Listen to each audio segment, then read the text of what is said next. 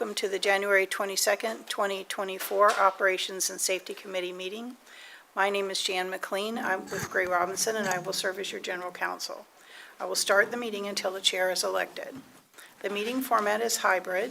Quorum is physically present at the HART Administrative Offices at 1201 East 7th Avenue, Florida Conference Room, and the rest of the board members are participating via communications media technology.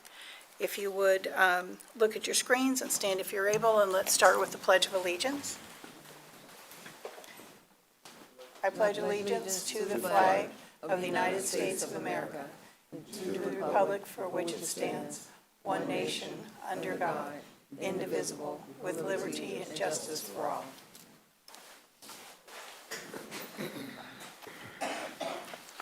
Thank you all very much. At this point, next on the agenda item is public comment. There's no one scheduled to speak. Is there anyone present for the public comment portion of this meeting? Okay, there's no commenters, and this will conclude that section of the meeting. So we'll move on to elections of the committee officers. The process will be that I will ask for nominations from the floor which do not require a second. Once nominations are closed, I will ask the committee members to vote on the nominations in order received to identify one committee member with a majority of votes. The last step will be to confirm the committee officer's election with a motion by the committee. Any questions on the process? Okay.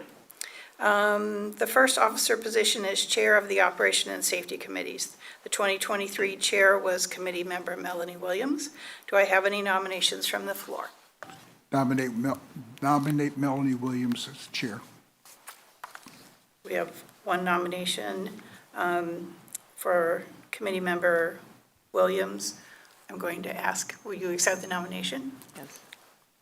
Are there any other nominations for Committee Chair? Hearing none, we'll close the nominations, and if we still need to take a vote.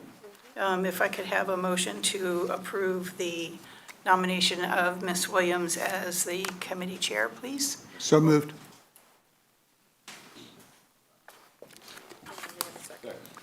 Thank you. And Committee Member Knight? Yes. Committee Member Schitzler? Yes. Committee Member Williams? Yes. Motion passes unanimously. Thank you. thank you very much. I'll continue the elections for officers, and the next position is Committee Vice Chair of the Operation and Safety Committee. The 2023 Vice Chair was Committee Member Councilman Gil Schisler. Do I have nominations from the floor for the 24 Committee Vice Chair?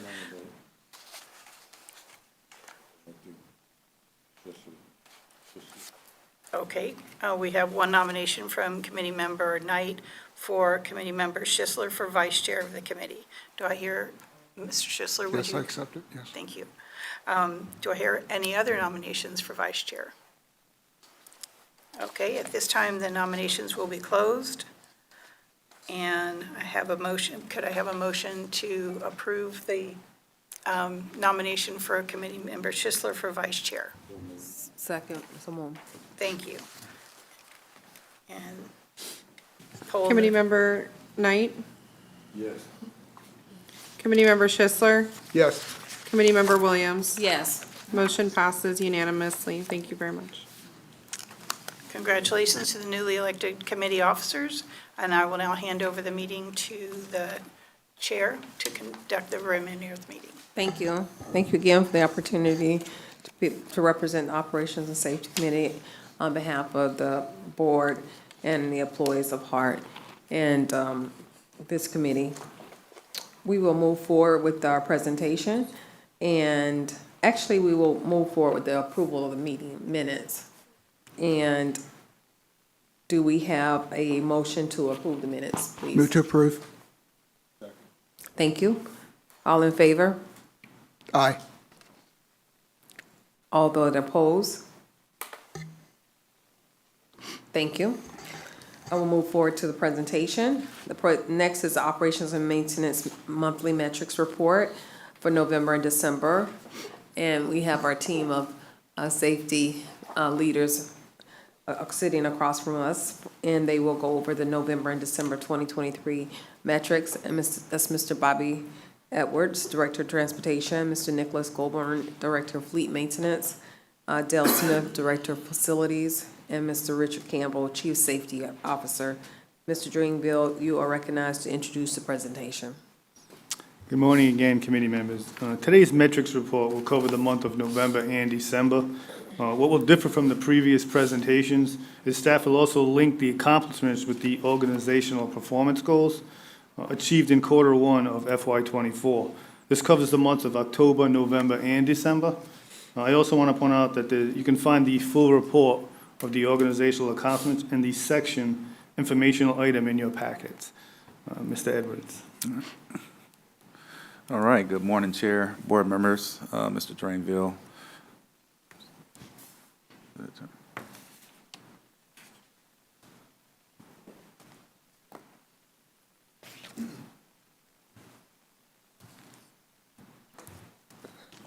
All right, we'll get started on November and December's ridership by mode.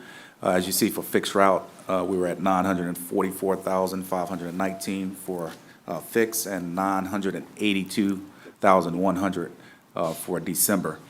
For Tico streetcar, we're at 102,202 November and 143,716 for December. 88 paratransit was at 14,228. And for December, 13,376. And the taxi voucher, which is our customer choice program, Yellow Cab, saw a slight increase for the month of December to 6,392, giving us a total for all modes, 1,145,584 riders for all modes for the month of December.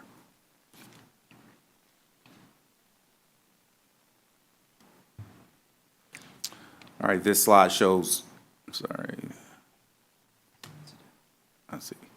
This slide shows fixed route ridership from July to date. And as you see, October, there was a peak in ridership. And then there was a slight decrease in November and back up to 982,100 for the month of December.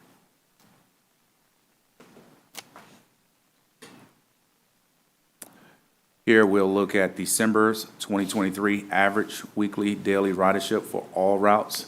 And as you see, the Route 1, 6, 34, 400, 39, 45, and the Route 12 stands out as having the most average weekly ridership.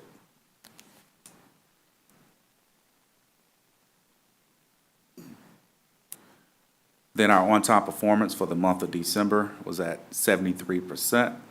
72.8% local routes, 68.8% express routes.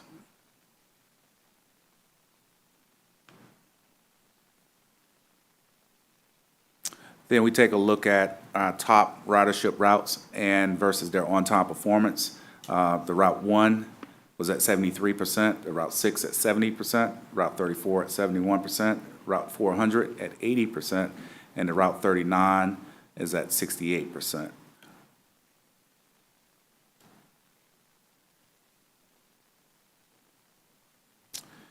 Then our total system-wide on-time performance trend over 6 months has streetcar pretty much there at 99%, 99.5%. Paratransit had a slight bump to 97%, and fixed route had a bump to 72.8%.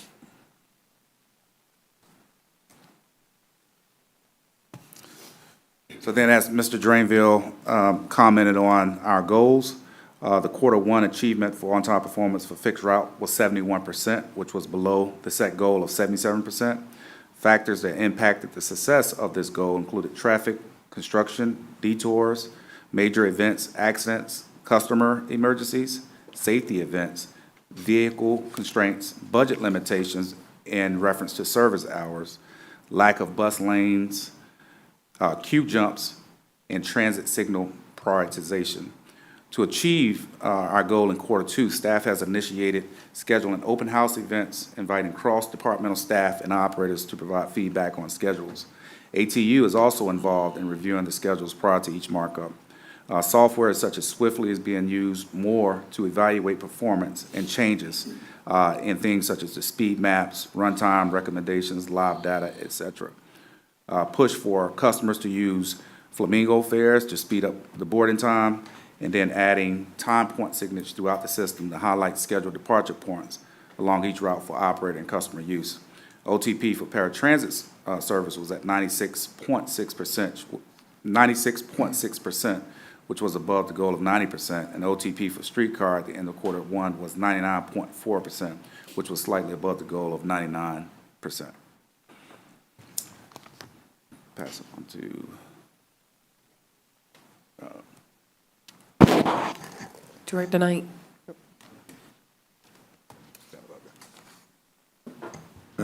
Good morning, and thanks for the presentation.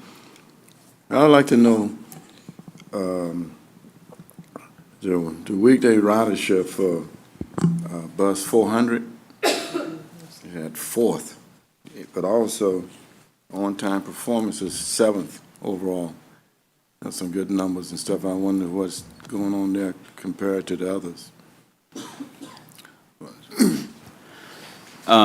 The Route 400 is, got less stops than a lot of, most of our routes. They're more spread out and probably closer to what we kind of would like to see across the system, but it just makes it more predictable from a scheduling standpoint.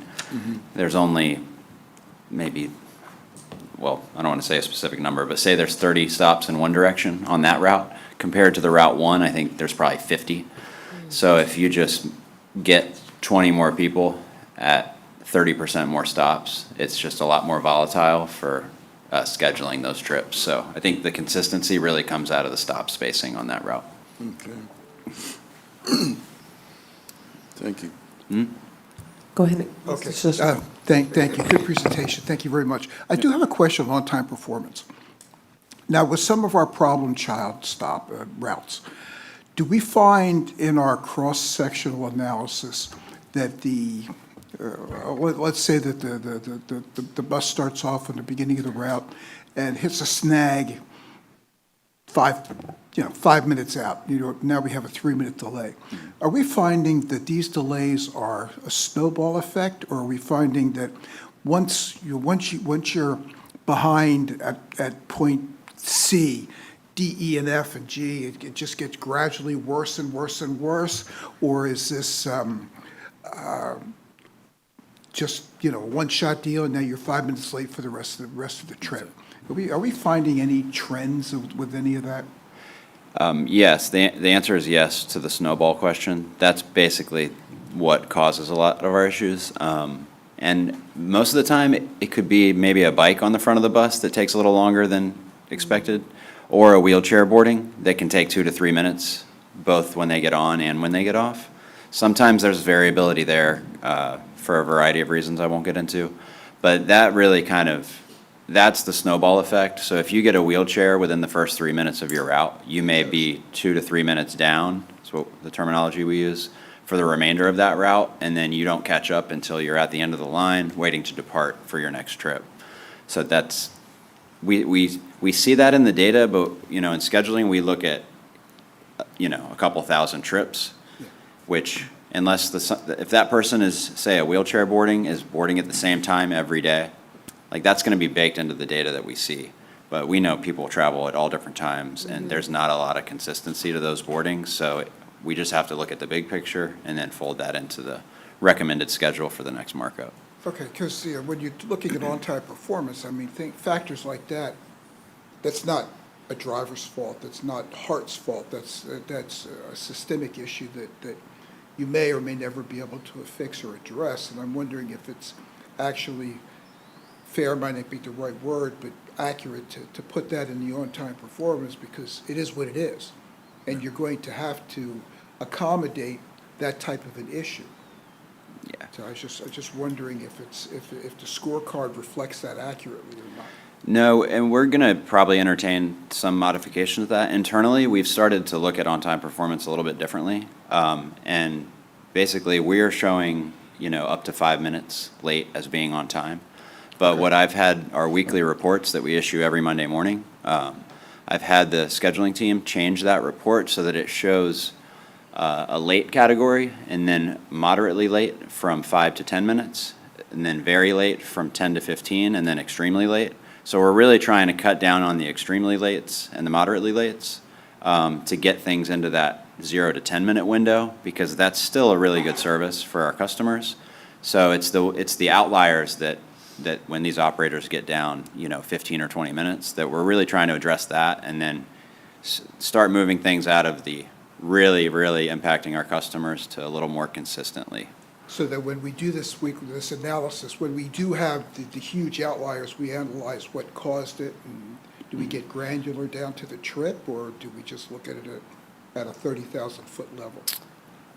Well, mostly at a pretty high level, but what we do is we find routes that are doing really well, and sometimes we interline that with a really bad route, because we know there's a little extra time on one, and the other really needs it.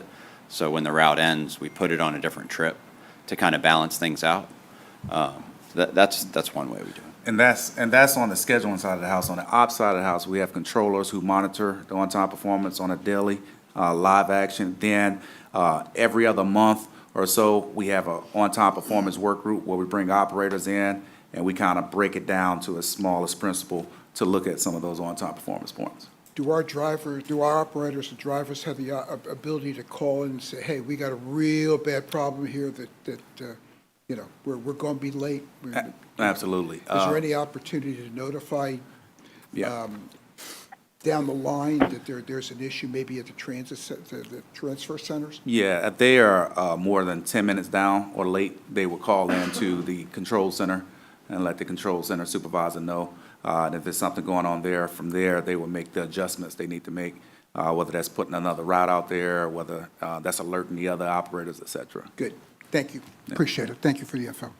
Yeah, I think that was one of my questions. What's the tolerance level of our customers when we talk on-time performance in the different levels of that you were going to modify late, whether it's middle, late, really late, or just a little late? I think that, how do we identify that? Does a customer ever intervene at any point? Well, the good thing is that, most customers are using either Google Maps or One Bus Away. So as soon as, my personal experience, it takes me about 5 minutes to get to my stop. So I open the app before I leave my house, and it'll tell me the bus is going to be there in 12 minutes, and that's 7 minutes late. So to the user, depending on the route and the corridor, they usually know if the route's going to be late before they even go out to the stop in some instances. So if it's a frequent service that's every 15 or 20 minutes, they're minimally impacted.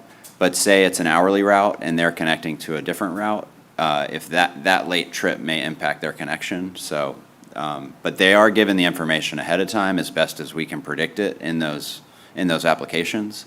So it's not as impactful as, say, it used to be before we had that real-time data, 15, 20 years ago. But that's kind of why we want to focus on those outliers, because most of our customers have that real-time information to make their decision on when to go out to the bus stop. Thank you. And Ms. Williams, I'll add to that. Under Mr. Drainville's direction, we have also started to engage our customers. One in particular will have come in and sit with the operators on our on-time performance work group to help us work through some of those issues. Okay. Yeah, That's awesome. Thank you. Yeah. Hearing it right from the customer. Giving Absolutely. feedback. Thank you for Absolutely. sharing that. That's big. Then I did have 2 more slides. I'm sorry. Let me go through those real quick.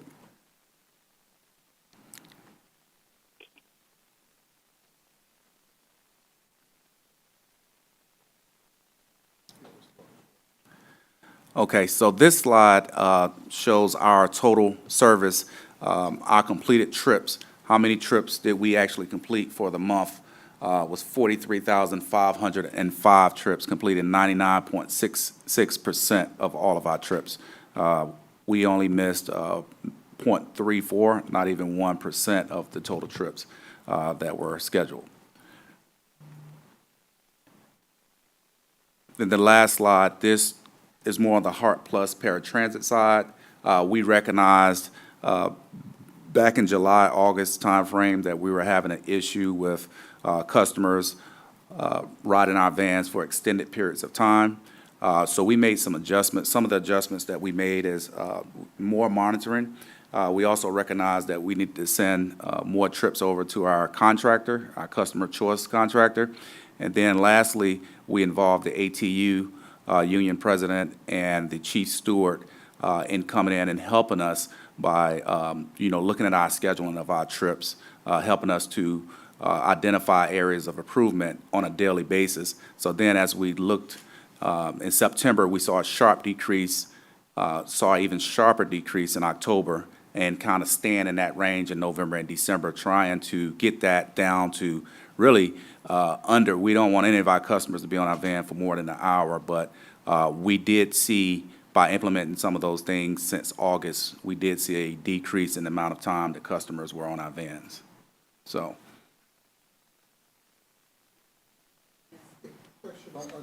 In that vein of thought, do we utilize the Sunshine Line, coordinate with them? I know that they have, I know that the Sunshine Line covers the beyond HART Flex or HART Plus routes and boundaries and so forth, but do we use them as the contractor, or is it strictly Yellow Cab? Or?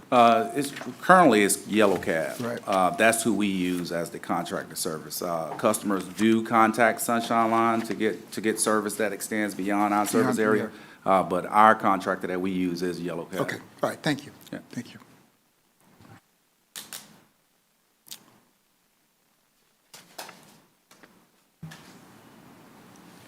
Good morning, Chair, committee members, staff, and Mr. Drainville. My name is Nicholas Colburn. I'll be presenting the maintenance monthly metrics for December and November.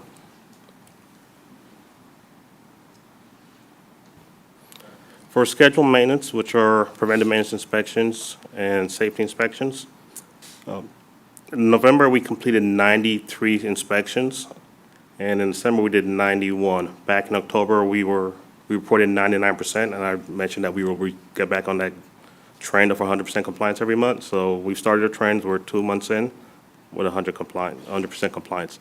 For new members of the committee, the FTA mandates that we do safety inspections and preventive maintenance inspections every 6,000 miles, and they have an 80% compliance. So that's what I was reference to with our on-time compliance. All inspection must be done within that 6,000 mile range. For system reliability, I will reference back to our Q1 performance. Ward 1 achievement was below the set target at 12,032 miles. We have a goal of 15,000 miles. In October, we drove 9,306 miles between major mechanical failures. In November, we drove 13,350 miles between major failures. And we held flat in December at 13,475. Factors that have affected our performance are engines and transmissions with a high mileage, age of some of the vehicles in our fleet, limited working bays within the heavy maintenance facility, cold weather leaks, which is a seasonal maintenance, workforce shortages, and quality of parts and components. The mean distance between major mechanical failure, KPI, demonstrated a noteworthy improvement during the first quarter of FY24. In October, our metric was 9,300 miles, and as we went on, after we installed, we had 14 new buses we placed in service mid-November. After that change, we saw a marked increase. Next slide. So the last committee, there's a reference back to the FDA's program for midlife overall. There was a request asking us to explain and do a presentation on what that actually is. The FDA defines overalls as a systematic replacement or upgrade of revenue and non-revenue system whose life is less than that of the useful life of the entire vehicle in a programmed manner. And overall is a planned or concentrated preventive maintenance activity intended to enable the vehicle to perform to the end of its useful life. Overalls do not extend the life of a vehicle. Buses that are eligible for a mid-life overall after accumulating 40% of their useful life. We typically replace our buses around the 600,000 miles mark. The last 14 we placed were closer to 700,000 miles. Some of the components that we would target during our mid-life overall program are engines, transmissions, charger, coolers, the cooling system, transmissions, drive axles, differentials, brakes, and suspension components, steering and brake suspension, wheelchair ramps, fire suppression systems.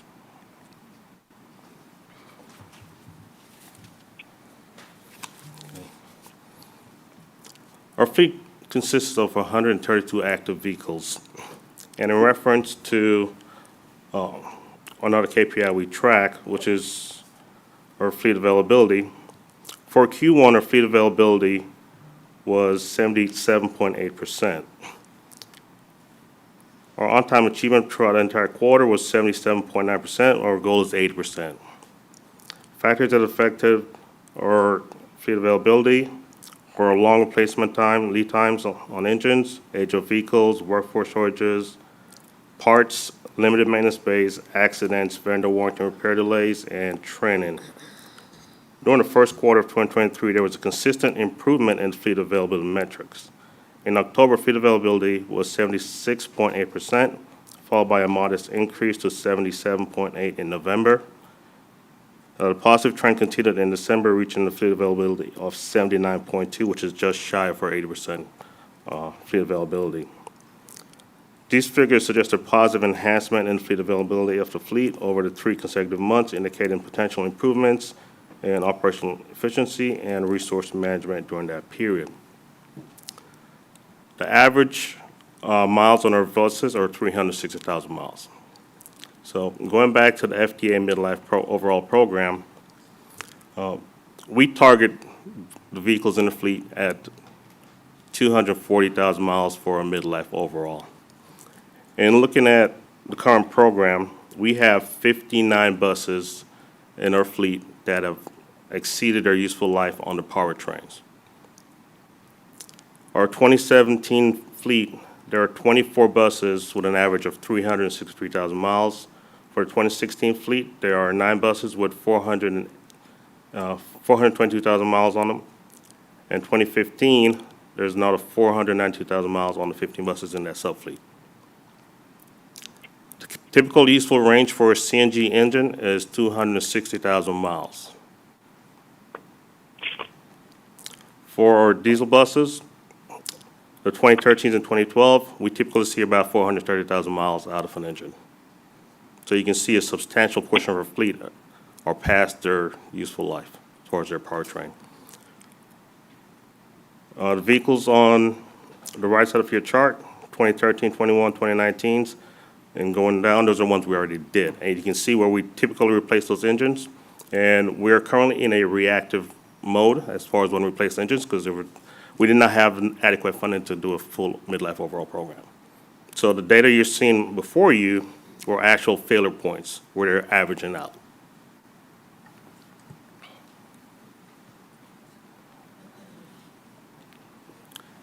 Engines overall been replaced. Here we're looking at what we've done so far. And you can see for the 2015s, we already replaced 10 engines, 10 buses. We had new engines. In the 2016, we had 6. The 2017, we've done 4. The 2021s, we had 1 premature failure that was not covered under warranty. For 2011s, we had 5. 2012, we did 8, and on going forward. The last 3 columns are contingency buses. Those buses were just replaced with the 14 buses that we just put in service.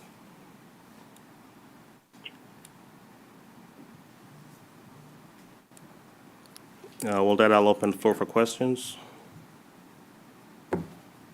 Well, the shock of it all gives me a moment to pause.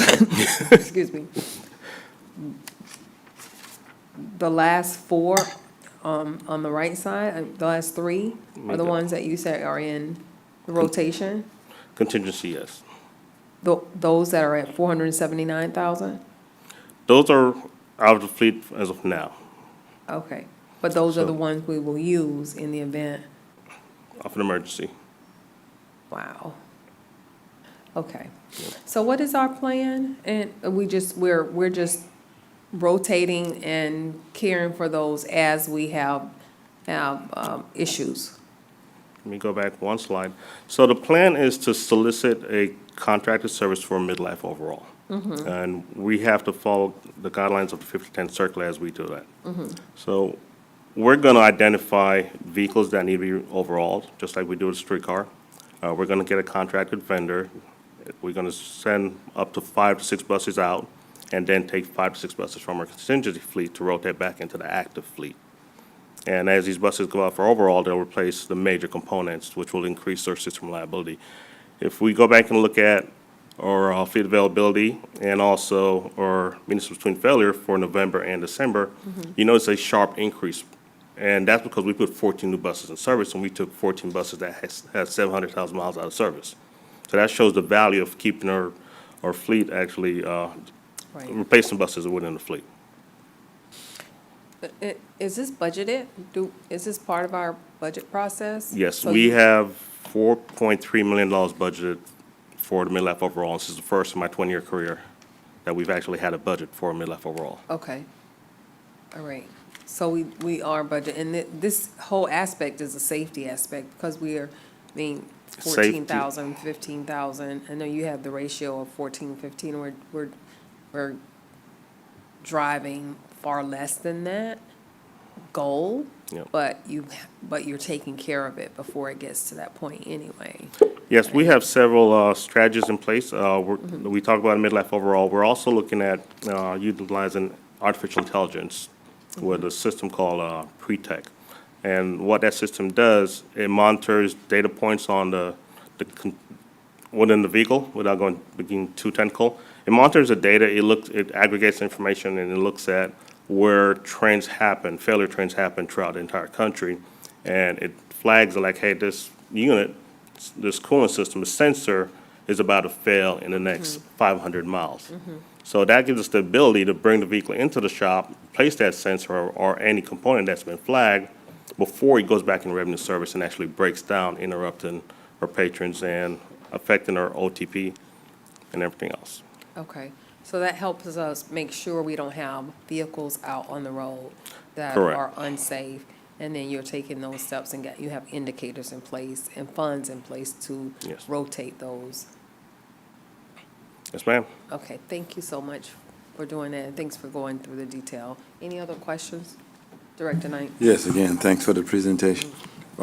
Like to know, some of those older one, high mileage, pretty much the average value of them, and also the new buses come with the amount of warranty. I mean, is it 100,000 or whatever? There's several components on the vehicle that's under warranty, like the chassis and suspension, those warranty normally like 12 years. The engine and transmission, they have a 5-year, 300,000 miles warranty. And the way these manufacturers build these buses, they source components from various OEMs, and each OEM will have a warranty for their components. So there's no one set bumper-to-bumper warranty on these buses. It goes down to the component level. Okay. And some of the value of some of those one even that you have on that contingency fleet, what are they on a roughly? Typically, when we auction the buses from the contingent fleet with disposal for assets, we get less than $5,000 per bus. And the cost of a new bus, the last purchase was $709,000.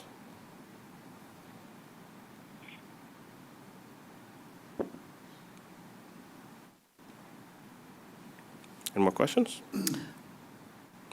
I'll just offer the question to you. Is there anything you can think of we can do to help support you? And you don't have to answer that now, but if you do have questions or thoughts that we can revisit, please don't hesitate to come to us. Okay. Thank you.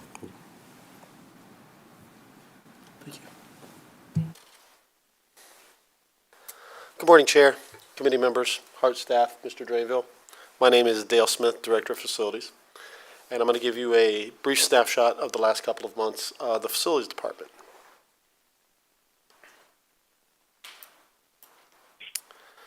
So in our route maintenance department, the shelter maintenance for November and December, these are our preventive maintenance responses and demand response work orders. Our goal is to maintain each shelter. We have just over 2,000 bus stops throughout the county, and our goal is to hit each of these stops once per week. And we've maintained that goal throughout the last 4 months, throughout the last quarter. So we are hitting each bus stop daily or weekly, and our hot spots are hit daily, which is a big challenge throughout this county.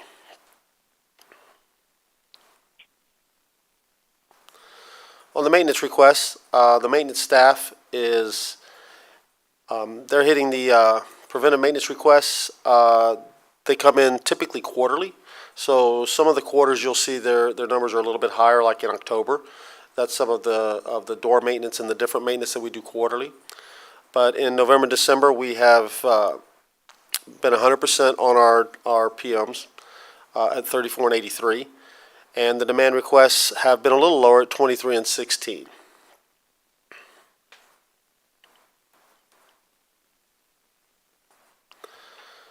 And the last slide, we show some of our completed projects through the last month. We installed some new bike racks throughout the system at Marion Transit Center and at Yukon Transfer Center. We're removing the old hurricane evacuation signage as we redo our hurricane plan this year. We're modifying that to replicate what we're doing. We've moved a shelter from Armenian Waters and repurposed it out to Gun Highway and Twin Lakes. And our facility maintenance staff just completed some recurring maintenance. We rebuilt some air compressors for the heavy maintenance building due to the age of the compressors. We installed some new first aid kits throughout all the transit centers, adding some in some of the operator break rooms that didn't have them previously. And for some of our safety work, we added 2 sets of speed bumps out through the employee parking lot to prevent buses from going through areas too rapidly that we felt were unsafe corners. And that's all I have today. If there's any questions on facilities.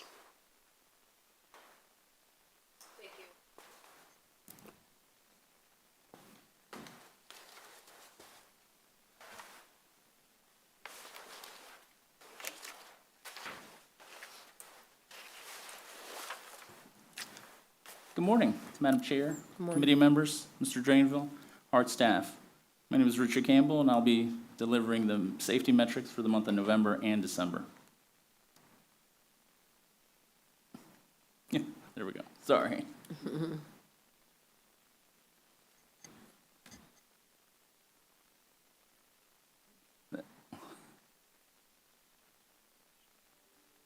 Give me a second. There we go. All right. So for the fixed route for the month of November, we had 0 injuries, 3 safety events to report for the month of November.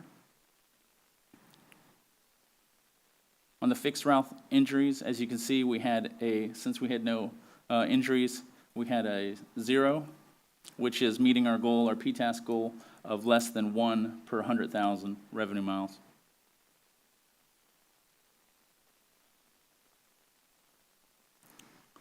Fixed route for safety for the month of November, we had a 0.57, again, still meeting our goal of less than 1 per 100,000 revenue miles.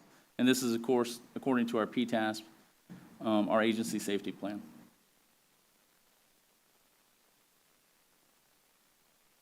Paratransit for the month of November, we had nothing to report.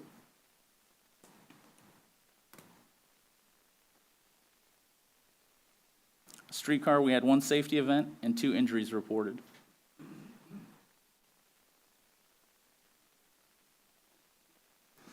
Our preventable and non-preventable for the month of November, we had 3 preventable incidental accidents, 3 preventable accidents, and 27 non-preventable accidents.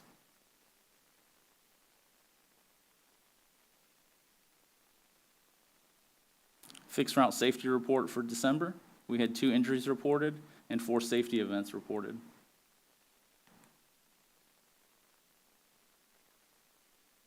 Fixed route injuries for December, we had a .37, again, meeting our goal of less than 1 per 100,000 revenue miles. And then our fixed route safety for December, we had a .75. As you saw in previous slides, probably with a little uptick in ridership, there's an increase, but still meeting our goal of less than 1 event per 100,000 revenue miles. And I'm pleased to report that for our organizational goal of fewer than 1 safety event per 100,000 miles for the Q1 of FY 2024, we have met that goal. Any questions? Well, congratulations on your continued effort on safety and meeting the goals. Thank you. Did you have Yes, sir. anything? Yes. Director Knight? And again, thanks for the presentation. I'd like to know, even like in that November, the non-preventive accident 27, how was that, what's going with that non-preventive? So preventable, you know, unfortunately, we do have quite a bit of non-preventable. So in other words, that's not our fault, meaning there's Right. nothing we could have done. So a lot of those tend to be a bus at a bus stop, somebody unfortunately not paying attention and rear ends the bus. So those are generally, you know, the non-preventable. So in other words, non-preventable, there's nothing we could have done to prevent that from occurring.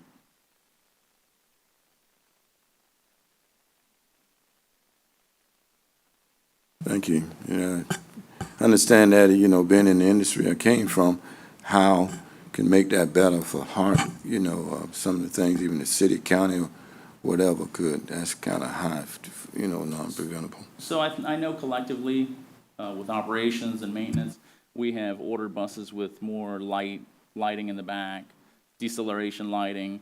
We have campaigns on our coast, our continual training. So we advise operators to approach stops, railroad crossings slower, giving the operator behind you a little bit more time. Unfortunately, we are in a time where people are more distracted than ever, and I think this, you know, cell phones are a factor. And so as we are trying to compensate for that, we're giving our fellow motorists a little bit more advanced warning that we're slowing down or coming to a stop. And but unfortunately, you know, that is a factor that we have to deal with. If I may, we've recently started adding reflective striping on the back of our buses to increase visibility, especially in dark periods of the day.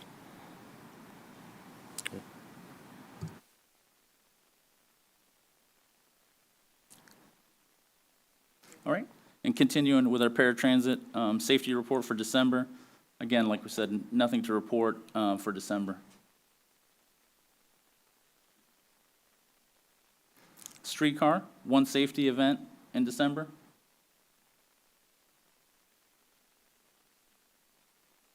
And preventable and non-preventables for December, 2 preventable incidentals, 3 preventable accidents, and 20 non-preventable accidents for the month of December.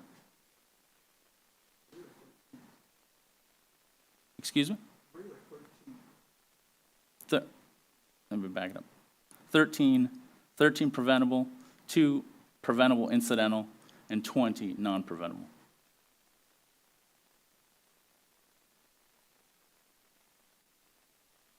Any questions? Thank you. Thank you.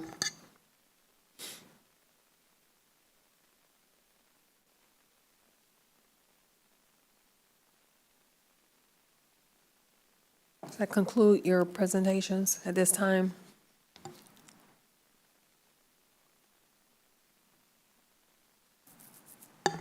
Thank you. We are moving on to section 6, information item. Is that part of your presentation? It's already completed?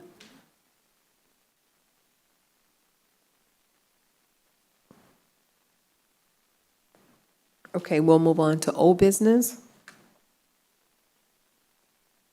Anyone have any old business? Any new business? I do. Mr. Director, excuse me, Councilman Schisler. Yes, thank you, Madam Chair. Good presentations, guys. Every one of these are very, very informative, and thank you for the follow-up questions. My new business deals not with this, but, and I hadn't spoken to Mr. King about this at all at this point, but if he would be willing to, we have a vacancy. Perhaps Mr. Drainville could approach the chair on his nomination to attend these meetings as well, if that would work for your scheduling. As How- long as I don't have to do a job other than be a good participating member. That's what we need. We need, it's sometimes difficult to get a quorum with only 4 members, so that's it. I can help out in that regard. Okay, Mr., if you Thank could you. approach the board chair, that would be a big help, I think. Apologize for the blind side, but we got somebody on the hook, we might as well keep him here if we can. Well, being willable and gullible goes a long way. Been there, done that. That's all I had. Okay. Do we do that now? Huh? Well, he's got to Okay. talk to. Okay, all right. All right. Any other new business? Say Mr. King can bring someone with him next time. We can add them as well. Thank you. All right. No other new business. We will consider this meeting adjourned at this time. Thank you, everyone. Thank you, guys. Good job. Thank you. Thanks.